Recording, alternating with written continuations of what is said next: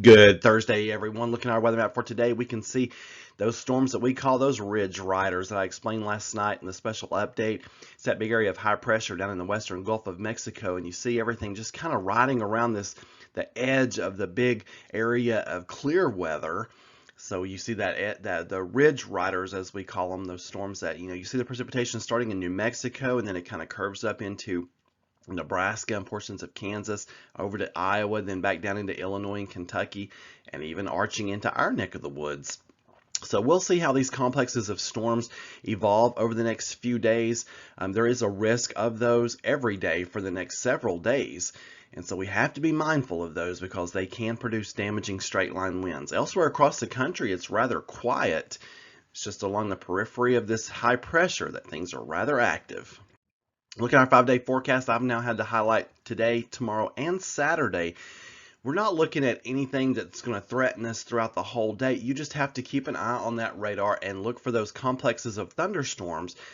I'm looking at the radar right now. There's a big complex of thunderstorms coming into Louisville, Kentucky. There's another big complex just north of Kansas City. And so we'll be tracking those as they ride around the edge of this area of high pressure. And some of them will hold together enough to get here, and some will not. And the ones that do will definitely pose a damaging wind threat. And they'll have frequent lightning, gusty winds, of course, and then some heavy rainfall. That rainfall usually doesn't last for very long because the storms are kind of moving along at a pretty good clip. It's going to be warm, but it's not going to be near as warm as it's going to be to our west, thanks to these showers and thunderstorms that will be developing across the plateau. And our elevation, too, of course, helps us out. Rain chances drop off at night, but then, except for Saturday night, I still have elevated rain chances there. But all of this is hit and miss stuff, and also very dependent upon those complexes of thunderstorms riding around the edge of that high pressure.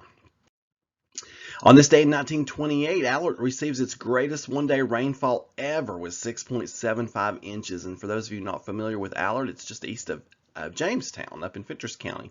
Nashville records its greatest day rainfall for June at 4.22 inches. In 1936, the temperature at Allard reached 104, setting an all-time record high. 1936 wasn't the only hot year. 2012, some of y'all remember that, abnormally hot and dry air, desert-like air. We're normally hot and humid, like what we're going to be today, tomorrow, and Saturday. But in 2012, it was hot and dry like desert air because we had very low humidity air coming in from the west. Crossville hit 102. And that's only the second time in history that we've hit triple digits. I was living in Mississippi at this time, and it was unbelievably hot down there. I was ready to get back to Crossville. Other record highs can be seen there. Sparta 108. Oh my goodness, Cookeville 105. Just crazy heat. We're glad we don't deal with that today.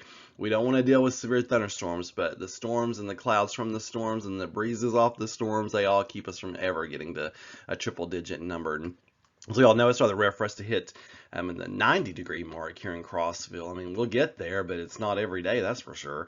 So we're fortunate for our elevation, saving us from that extreme heat. Well, folks, I will keep a close eye on the weather, and I will do my very best to let you know if there's anything you need to know about coming our way. Just keep an eye on those radars and watch those complexes of thunderstorms. And then we've also got the pop-up chances, of course, in the heat of the afternoon. But you all just keep it right here to meteorologistmark.com.